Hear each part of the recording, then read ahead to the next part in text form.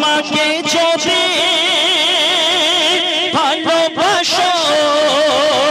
আর বাপকে যদি দাও যন্ত্রণা বাপ যে তোমার জান্নাতের দোর না খুললে জান্নাত পাবে না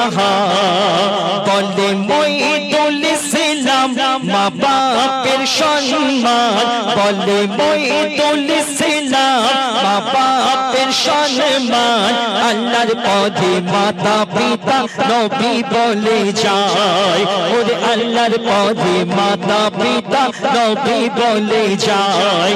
কোলে দে মা আমিনা বলে দে